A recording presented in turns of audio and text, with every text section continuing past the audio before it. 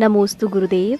पूर्ण संशोधन एवं शुद्धता के साथ आहार देने के बाद भी यदि हमें मुनि महाराज की अंजलि में बाल दिखाई दे और उनका ध्यान उस पर न हो तो गुरुदेव ऐसी स्थिति में हमें क्या करना चाहिए? देखिए, श्रावक को अपनी तरह पूर्ण शुद्धि करनी चाहिए। साधु भी शुद्धि पूर्वक ही आहार लेते हैं, पर हो सकता है दृष्टि से चीज़ें ओझल हो जाए। कई बार ऐसा हो सकता है भीड़ भाड़ की अधिकता के कारण, या दृष्टि न पड़े, साधु को नजर न आए।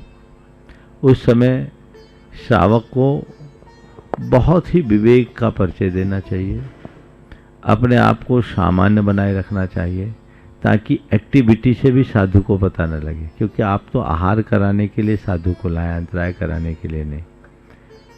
और उसको कभी साधु को बताना भी नहीं चाहिए, नहीं तो साधु को विकल्प हो। समझ गए? और क्या विवेक रखना चाहिए, आपने हमारी अंजलि में दे दिया ये तो बहुत दूर की बात है। जो सामान हमने लिया है, जिसका सेवन कर लिया, उस सामग्री में आपकी कटोरी में भी यदि कुछ गड़बड़ दिखेगा तो हम अंतराय कर देंगे, हम देख के अंतराय कर देंगे। तो उस समय श्रावक को बहुत विचार करना चाहिए। एक श्रावक थे बड़े विवेकी, आहार करा रहे थे, मैं चावल ले रहा था, वो उनके हाथ में चावल था। अचानक चावल देने वालों के हाथ से उनने प्लेट ली और कहा चावल वादी करता, दलिया चला। ठीक है भाई, उनने दलिया देना शुरू कर दिया, हमने दलिया दे लिया। उनने दलिया दे दिया, आहार पूरा हो गया। चलते रही चर्चा, क्रम चलता रहा। 3 साल बाद एक दिन विवेक की चर्चा में मैं कुछ बात कर रहा था, तो उस दिन वो सज्जन भी बैठे थे।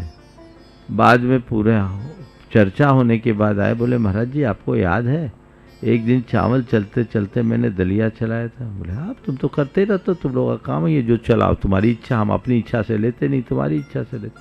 बोले महाराज दरअसल बात ये थी कि जो चावल चला रहे थे उसमें एक बाल दिख रहा था मुझे, और मैं कैसे बोलूं कि इसमें बाल है, तो मैंने ये किया था और आपको आज तक इसलिए नहीं बताया कि आपको विकल्प है। तो ये श्रावक का विवेक है, इसको लेकर के कभी सोचना नहीं चाहिए। एक महाराज थे, बड़े आचार्य थे, अब इस धरती पे नहीं है, वृद्धावस्था थी, उन्हें जल दिया जा रहा था और उनके हाथ में बाल था जिस पर उनकी दृष्टि नहीं थी। गर्मी का समय था, 4 उपवास के बाद आहार को गए थे। तो एक पंडित जी ने ही ये बात बताई थी, वो पंडित जी भी इस दुनिया में नहीं है, उनकी नज़र पड़ गई तो वो पानी दे रहे थे, उनने पानी देते देते जग इतना उड़ेल दिया कि बाल नीचे गिर गए। अब महाराज को पता ही नहीं लगा और महाराज का निरंतर आहार हो गया। ये है श्रावक का विवेक, कुशलता। तुम आहार कराने के लिए साधु को बुलाए हो कि अंतराय के लिए? हालांकि साधु को अपनी आँख से देखना चाहिए और श्रावक को पूरा विवेक। पर कुछ लोग हैं जो साधु की भी परीक्षा लेना चाहते हैं, तो वो गड़बड़ है। नमोस्तु गुरुदेव। पर्यावरण की रक्षा के लिए हमें क्या करना चाहिए, क्योंकि गंदगी फैलाने से हमारा ही नुकसान होता है? पर्यावरण के प्रति सभी को जागरूक रहना चाहिए। हमारे द्वारा फैलाई गई गंदगी हमारे लिए ही नुकसान करने वाली है। इस छोटी सी बच्ची ने जो सवाल किया है, इससे बड़ों को बहुत अच्छा संदेश प्राप्त हो सकता है। लोग जागरूक रहें। विडंबना ये है कि लोग पर्यावरण की बातें करते हैं पर उसका अनुपालन नहीं करते। हर काम में डिस्पोजल का प्रयोग करना, प्लास्टिक का अंधाधुंध प्रयोग करना। प्लास्टिक का कचरा प्रतिदिन हजारों टन समुद्र में जा रहा है, जो आने वाले समय में एक बहुत बड़ी समस्या का रूप लेगा। अन्य प्रकार से भी जो गंदगी का प्रसार किया जा रहा है वो किसी अर्थ में ठीक नहीं है। इस बच्ची के सवाल के माध्यम से सभी को प्रेरणा लेना चाहिए और पर्यावरण से किसी भी प्रकार की छेड़खानी न करने के लिए संकल्पित होना चाहिए। नमोस्तु गुरुदेव। हमेशा ऐसा ही क्यों कहा जाता है कि बच्चों पर माँ के ही संस्कार पड़ते हैं, लेकिन क्या उन बच्चों पर जिस घर में पैदा हुए, जिस घर का अन्न खाया और जिस घर में लालन पालन हुआ, उस घर के संस्कारों का कोई असर नहीं पड़ता? देखो, कोई बीज बोते हैं, बीज से पेड़ उगता है, उगता है ना। पेड़ में नाम किसका पड़ता है? आम के बीच से ये आम का पेड़ है, ये अनार का पेड़ है, ये इमली का पेड़ है। तो जिसका बीज है उस पेड़ को वो नाम मिलता है। लेकिन वो बीज को उत्पन्न कौन करता है? मिट्टी, धरती। समझ गए? उस बीज का पल्लवन किससे होता है? धरती के रस से। और उसमें स्वाद और उसका सत्व कैसा होता है? धरती के अनुसार। अलग अलग मिट्टी में एक ही गेहूँ को वो अलग अलग मिट्टी में बोए गए गेहूँ का स्वाद अलग अलग होता है। तो ये किसका प्रभाव है? बस पिता बीज है, माँ मिट्टी। संस्कार मिट्टी का ज़्यादा पड़ता है।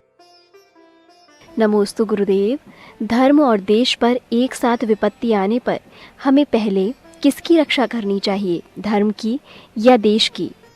अगर मुझसे पूछो तो मैं कहूँगा देश की रक्षा करना चाहिए, क्योंकि देश रहेगा तभी तो धर्म रहेगा। देश चला जाएगा तो धर्म भी नहीं बचेगा। जैन धर्म की एक विशेषता है, जैन धर्म में आत्म धर्म से ऊपर राष्ट्र धर्म को कहा गया। और इतिहास के दो उदाहरण इस संदर्भ में मैं आप सबको देना चाहूँगा, एक पौराणिक और दूसरा ऐतिहासिक उदाहरण, कि हमारे जैन मुनियों ने और जैन गृहस्थों ने राष्ट्र हित में स्वयं के हितों को या स्वयं के धर्मों को भी कैसे गौण किया। सबसे पहला उदाहरण मैं देता हूं विष्णु कुमार मुनिराज का, जो पौराणिक उदाहरण है। बलि राजा का आतंक बढ़ा, उसने मुनियों पर भी उपसर्ग उपद्रव करना शुरू कर दिया। विष्णु कुमार मुनि महाराज को जब पता लगा, वे बड़े व्याकुल हुए। तो उन्होंने उस समय की रक्षा के लिए अपना धर्म त्यागा, मुनि मुद्रा त्याग कर, बामन का भेष भराकर राजा बलि को सबक सिखाया। ये हम सबको पता है। और दूसरा उदाहरण जो बहुत महत्वपूर्ण उदाहरण है, एक जैन जगत में कालिका आचार्य नाम के एक बड़े आचार्य हुए। उस समय उज्जैनी का एक शासक था गर्दभिल्ल। वो बड़ा दुराचारी था। गर्दभिल्ल नाम के उस राजा ने एक आरिका साध्वी को अपनी रानी बना लिया। और वो रानी, जिसे रानी बनाया, वो गर्दभिल्ल कालकाचार्य, जो कभी किसी राजा के मंत्री हुआ करते थे, उनकी बहन भी होती थी। उन महाराज को ऐसा लगा कि इस तरह अगर आतंक चलता रहा और सब मूक दर्शक बने रहे तो पूरे देश में अराजकता फैल जाएगी। मैं साधु हो गया हूँ, मेरा व्यक्तिगत मुझ पर को उपसर्ग करे तो मैं उसे सब सह सकता हूँ, लेकिन यहाँ मेरे द्वारा चुप रहना बहुत बड़े अनर्थ का कारण बन सकता है। इस भाव से प्रेरित होकर उन्होंने अपनी मुनि मुद्रा को त्यागा और एक दूसरे राजा के यहाँ जाकर उसके मंत्री बने, सैन्य बल को संगठित किया, गर्दभिल्ल पर सशस्त्र आक्रमण किया, उसे बंदी बनाया, अपनी बहन को छुड़ाया। ये है राष्ट्र धर्म के लिए आत्मधर्म का उत्सर्ग। ऐसे अनेक प्रसंग इतिहास में घटे हैं। तो हमें ये चीज़ समझना चाहिए और सभी धर्मियों को देखना चाहिए कि राष्ट्र का हित हमारा बड़ा धर्म है। हम राष्ट्र धर्म को प्रमुखता दें, आत्मधर्म का पालन करें। नमोस्तु गुरुदेव। व्यक्ति की एक बुराई उसकी 100 अच्छाइयों पर भारी क्यों पड़ जाती है? ये जगत का स्वभाव है। हमें चांद की सुंदरता बाद में दिखती, धब्बा पहले। बुराइयां जल्दी नज़र में आती और हमारे आंखों में खटकती। आज लोक में दोष देखने वाले लोग ज़्यादा हैं, गुण ग्रहण करने वाले कम। इसलिए हमें चाहिए कि हर पल सावधान रहे। हमारी एक छोटी सी कमी हमारे लिए बहुत बड़ी समस्या पैदा कर सकती। हमारे गुरुदेव का एक बहुत सुंदर हाइकू है, तेरी दो आंखें, तेरी दो आंखें, तेरी और हजार, सतर्क हो जा। समझ गए? तो तुम्हारी तो केवल दो आंखें हैं, तुम्हारी तरफ हजारों हैं। सतर्क हो जाओ, सावधान हो जाओ, कदम कदम पर संभल कर चलो। नमोस्तु गुरुदेव, गुस्से को बारिश के पानी की तरह कैसे बनाएं कि बरसते ही शांत हो जाए? देखो, बारिश का पानी बरसता है तो कल्याण के लिए होता है, पर क्रोध बरसता है तो कभी कल्याणकारी नहीं होता। इसलिए गुस्से को तुम बारिश के पानी की तरह भी मत बनाओ, क्योंकि पानी गिरता है तो धरती पर अंकुर होता है, क्रोध बरसेगा वो तो मिट ही जाएगा। समझ गए? वो तो तेजाब की भांति है। तो गुस्सा बरसे ही नहीं, गुस्से से अपने आप को मुक्त करो, अपने आप को मुक्त करो।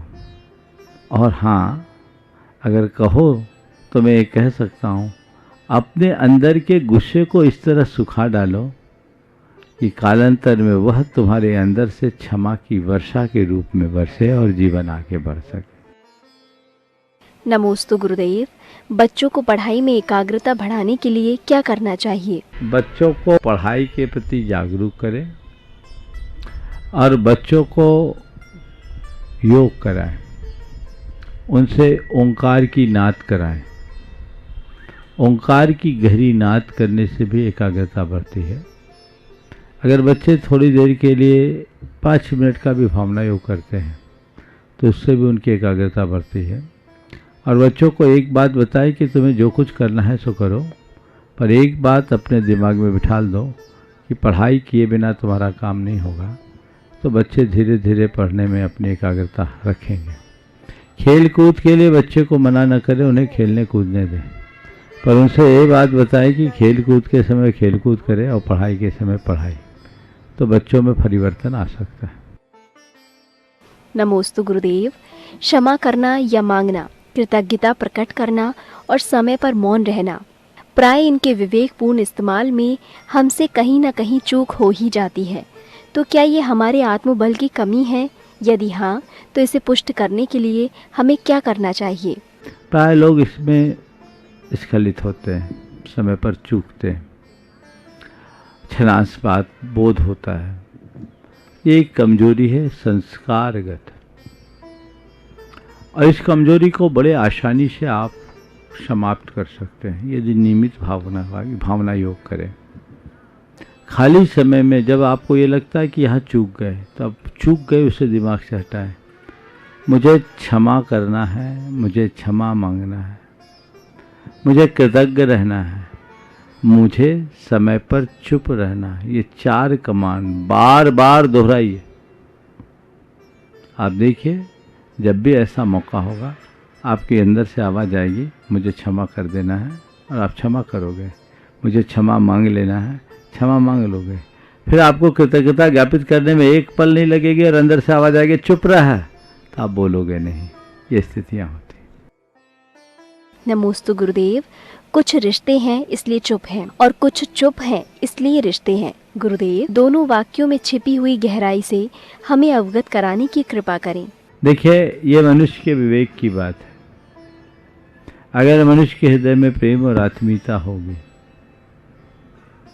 तो छोटी मोटी बातों को नज़रअंदाज करेगा, और उसमें कुछ बात होगी भी तो सह लेगा और चुप रहेगा। और आप जितना सहन करोगे उतना समर्थ रहोगे। हाँ, रिश्ते हैं इसलिए चुप हैं, ये बहुत अच्छा वाक्य है, पर चुप हैं इसलिए रिश्ते, ये बात ठीक नहीं। हमें इसे थोड़ा बदलना चाहिए। निश्चित यहाँ ऐसा लगता है कि अंतरंग में कोई कटुता है। हमारे रिश्ते प्रेमपूर्ण होने चाहिए, हमारे संबंधों में माधुर्य होना चाहिए, जिससे हम अपने जीवन को प्रशस्त बना सकें। नमोस्तु गुरुदेव, जब भी हमारे जीवन में अच्छी या बुरी घटना घटित होती है तो कहते हैं कि हमारे भाग्य में यही लिखा था। तो गुरुदेव, हमारा भाग्य कौन लिखता है? जन्मानुसार ग्रह नक्षत्र या क्रमानुसार पाप पुण्य? देखिए, ऐसा कोई लेखक नहीं है जो हमारा हिसाब किताब या लेखा जोखा करता हो। सच्चे अर्थों में देखा जाए तो मनुष्य खुद अपने भाग्य का निर्माता है और हमारा लेखा जोखा कोई नहीं करता। हमारी अपनी प्रवृत्तियां ही हमारा सारा लेखा जोखा कर देती है। ये सारा सिस्टम ऑटोमेटिक है।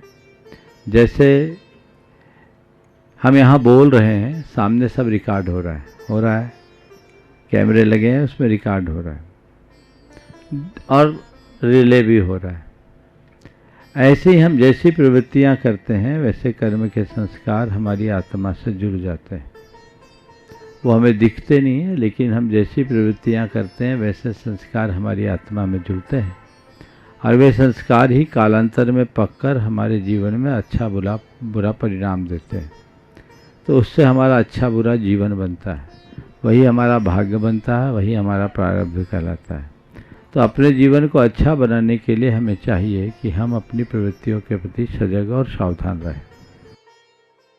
नमोस्तु गुरुदेव, मेरा आजीवन ब्रह्मचर्य व्रत लेने का मन है, लेकिन पारिवारिजन इस बात के लिए मना कर शादी के लिए फोर्स करते हैं। तो गुरुदेव, ऐसे में मुझे क्या करना चाहिए? कृपया मार्गदर्शन करें। देखिए, माँ बाप का काम है रोकना, वो तो रोकेंगे। हर माँ बाप को अपने बच्चों के प्रति थोड़ी सी ममता भी रहती है और इस क्षेत्र में थोड़ा डर भी रहता है। तो माँ बाप अपना काम कर रहे हैं, आप अपनी दृढ़ता का परिचय दें, आप अंदर से मजबूत बनाएं। और आपके अंदर दृढ़ता होगी तो एक दिन आपके घर वाले खुद आपको गुरु चरणों में पहुंचा देंगे। आप अपने आप को मजबूत बनाइए, खुद के अंदर झांक कर देखिए कि मैं इस लायक हूँ कि नहीं। हमारे संग में ऐसे अनेक कारिकाएँ हैं जिनके घर वालों ने शुरुआत में बहुत प्रतिवाद किया और वो अंदर से इतने मजबूत रहीं कि घर वाले अंततः गुरु चरणों में उन्हें पहुँचाया और आज एक अच्छी आरिका के रूप में सत्संग में स्थापित है। तो आप लोग भी इस तरीके से कर सकते हैं, पर जब तक अंदर से दृढ़ता ना हो तब तक ब्रह्मचर्य या वैरागी की बात करना सही नहीं है। पहले अपने आप को मजबूत बना ले। जो वैरागी होता है वो रोटी की चिंता नहीं करता, रोटी तो उसके पीछे भागती है। लेकिन ये सब बातें अगर कहीं आपको प्रभावित कर रही है तो निश्चित ऐसा लगता है कि अंदर से कहीं ना कहीं कोई कमी है और इन कमियों के रहते हम अपने जीवन को अच्छा नहीं बना सकते। जीवन को अच्छा बनाने के लिए हमें अंदर से पूरी तरह तत्पर रहने की आवश्यकता है।